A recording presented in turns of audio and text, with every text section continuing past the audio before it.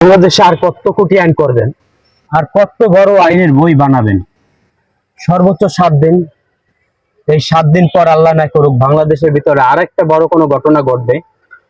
এই যত বাংলাদেশের সোশ্যাল মিডিয়ার বাইরে আছেন, সাংবাদিকরা আছেন, তখন আপনারা সেখানে দৌড়াদৌড়ি করবেন।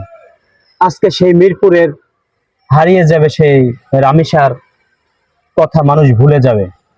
ছোট্ট শিশু রামিসা, বয়স 7 থেকে 8 বছর। কি দোষ করেছিল? জাকির হোসেন ওরফে সোহেল, ঘাতক নরপিচাস, সেই নরখাদক, যিনি সিঁড়ি থেকে স্কুলে যাওয়ার সময় মেয়েটিকে সিঁড়ি থেকে টেনে হেঁচড়ে নিয়ে গেছেন তার ফ্ল্যাটে, নিয়ে বীভৎসভাবে তাকে দর্শন করে তারপর হত্যা করেছে।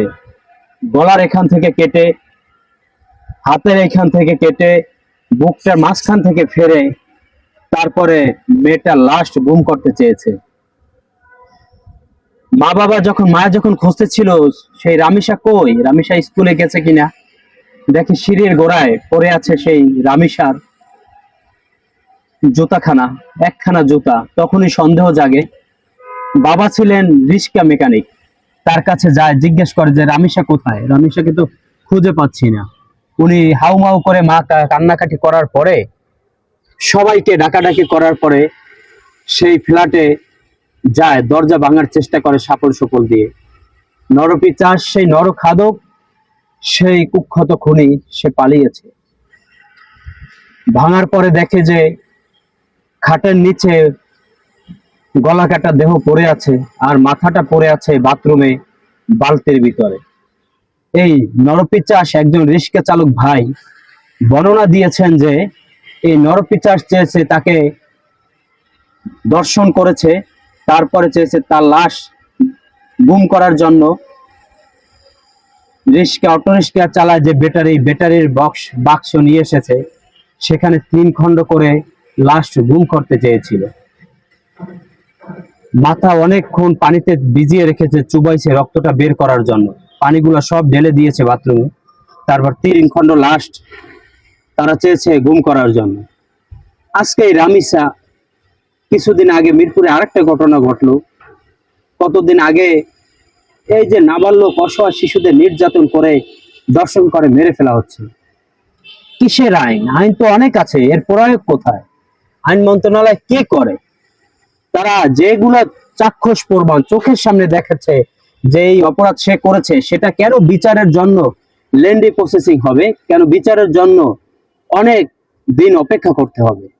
যেটা চোখের সামনে চাক্ষুষ প্রমাণ হয়েছে, সেটা সাথে সাথে তাকে ফাঁসির আওতায় আনতে হবে, সাথে সাথে জনসম্মুখে তার ফাঁসি দিতে হবে।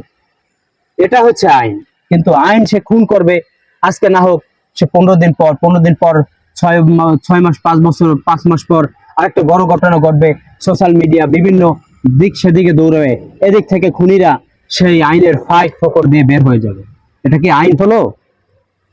যে দেখছে সবার সামনে খুন করতে, তাকে কেন সেই সরকারি জেলখানা রাখা হবে? সরকারি ভাবে তাকে কেন খাওয়া দাওয়া করাবে? তাকে তো সাথে সাথে খুন করে তাকে তার সাথে সাথে তো মেরে ফেলতে হবে, ফাঁসি দিতে হবে। এটাই তো হচ্ছে আইন। কারাগারে তাদেরকে নিয়ে ভরে রাখার তো কোনো মানে নাই। আজকে দেখেন সেই ওসমান হাদি ভাই, মানুষ যখন মারা গেছে 1 মাস, 2 মাস, 15 দিন, কত হই হুল্লো বাংলাদেশে চলছে। আজ সেই ওসমান হাদি ভাইয়ের কথা সবাই ভুলে গেছে। কালকে এই শিশু রামিসা, যার বয়স 8 বছর, কি বোঝে এই মেয়েটি? কি বুঝতো? তার বোঝার মতো কিছু আছে? এত সুন্দর মেয়েটিকে, এত সুন্দর একটা মেয়েটিকে মেরে ফেললো নরপিচাস, সেই নরখাদক। তাকে এখনো সেই রাখা হচ্ছে জেলখানায়। তাকে আমি উদ্যক্ত আহ্বান জানাবো, বাংলাদেশ আইন যারা আছেন এবং স্বরাষ্ট্র মন্ত্রণালয়কে জনসম্মুখে এনে এই নরপিচাসকে যেন ফাঁসি না দিয়ে পাথর মেরে তাকে মারা হয়।